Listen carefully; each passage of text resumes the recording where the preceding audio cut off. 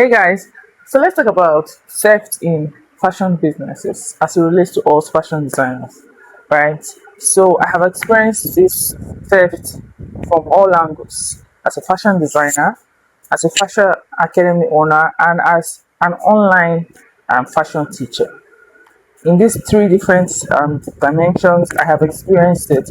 And truth is, this I had to just speak a little on this because of the recent talks from various business owners talking about their own experiences from this whole shenanigans, right? Now, I'll talk about the other part. So what I'll do is so that the video is not too long, I'll break it in three folds as a fashion designer, as a fashion academy owner, and then as an online fashion academy owner as well, because I see these three things as three different niches entirely. The business model that will work for a fashion academy owner will never work for a an online fashion teacher, especially if you do online fashion teaching on a global scale.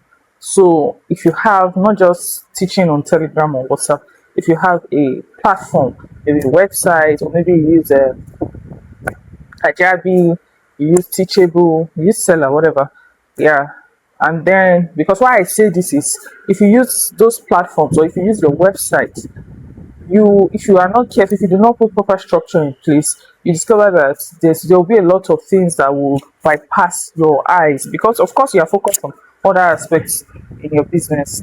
But unlike if you do it on Telegram, WhatsApp, of course you are an admin in the group, and if anybody is added to the group, of course you will know, right? So that's why I said this particularly will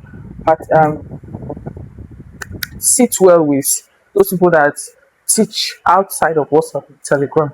And then as a fashion designer, so let me talk of as a fashion designer, because that was my early days, that was my early beginning when I started teaching. I'm sorry, when I started fashion designing, I experienced my own fair share of theft. How did it begin? I was summarize. I don't want to give too much stories, right? It just happened when I had my first child, and um, usually when I'm pregnant, I fall sick a lot, and then when I deliver, I have to work from home for some time. Yeah, so it happened that I had to take two of my tailors to the house, so I started working from home. By the way, I work a lot from home. I have my tailors at home. I also have my tailors at my fashion space. So they came, two of them will come in. So the work, and then the bulk of it may be done in the shop. But the two of them work with me at home, especially for those that I have to cut myself and oversee myself.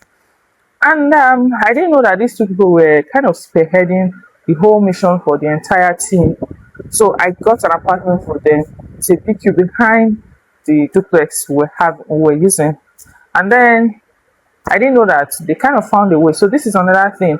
As fashion designers, you may not know where the theft is coming from. They were not taking customers' clothes inside the fashion house. They were not doing all of that. So instead, what they did was they got a machine and put it in the big queue where it was supposed to be staff quarters. And then together, they would take clients' job. So they would just meet some of these clients outside of the fashion house, like in front of it, not inside of it. I had cameras inside. So they will meet some of these people outside of the fashion house and in front of it or whatever. And then they will take the fabrics, they will negotiate, they will really price it cheap, and then they will split the money. And these tailors will work all night. Sometimes during the day, they'll be like, "Oh, I'm going for lunch," and they're in their big queue, um, quickly making out the orders. And then your work will become so slow. Now, we don't talk about this a lot. It's easy for products based business owners to say, "Oh, I've noticed maybe 100 pieces of this product was missing, and then I knew, okay, I investigated." But for us, it's not so easy because it is now time. Because time is the money. You're paying for their time, especially if they are commission or whatever, salary based.